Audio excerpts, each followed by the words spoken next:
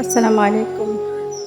Already যেই নিউজটা পুরো দেশ কাঁপিয়ে দিয়েছে, লক্ষ লক্ষ কোটি কোটি মানুষের হৃদয়ে রক্তক্ষরণ হইতেছে, যে নিউজটা শুনে সেটা হলো যে ওই কলেজের মধ্যে বিধ্বস্ত হওয়া সেই যুদ্ধ বিমানটির ঘটনা। আসলে আপনি আমি আলাদা থাইকা কিছুই বুঝবো না, কারণ আপনার আমার কেউ হারায় নাই।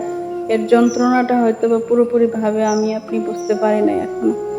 কিন্তু যেসব মায়েদের রত্ন হারিয়ে গেছে, যেসব মায়েদের বাবাদের বুক খালি হয়ে গেছে, তারাই বুঝবে এর যন্ত্রণাটা কতটুকু কষ্টকর।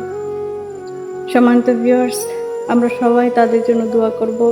আল্লাহ পাক যেন তাদের ভিতরে ধৈর্য দান করেন, তারা যেন এটা সহ্য করার ক্ষমতা যেন আল্লাহ পাক তাদেরকে দেন।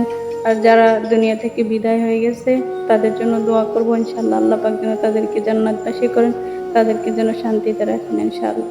আর যারা অলরেডি চিকিৎসাধীন অবস্থায় আছে, আল্লাহ পাক যেন তাদেরকে দ্রুত শিফা আজিম দান করেন ইনশাআল্লাহ।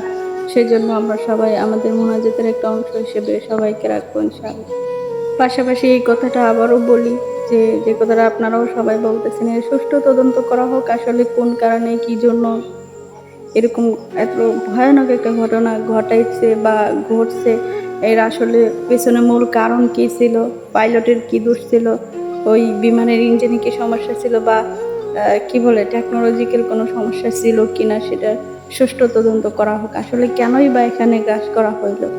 কেননা পাইলটদেরকে এই শিক্ষাটা প্রথমে দেওয়া হয় যে বিমানে কোনো রকম সমস্যা হলে, হোক সেটা যে কোনো ধরনের বিমান, সেটাকে কোনো সামুদ্রিক এলাকায় গ্রাস করার জন্য অথবা কিন্তু সেটা তারা না করে এত জনবসতি শহরে, ঢাকা শহরে কেন বা একটা কলেজের মধ্যে গ্রাস করানো হয়েছে বা কিভাবে হয়েছে, এটার সুষ্ঠু তদন্ত অবশ্যই করা হোক, এটা আমরা সবাই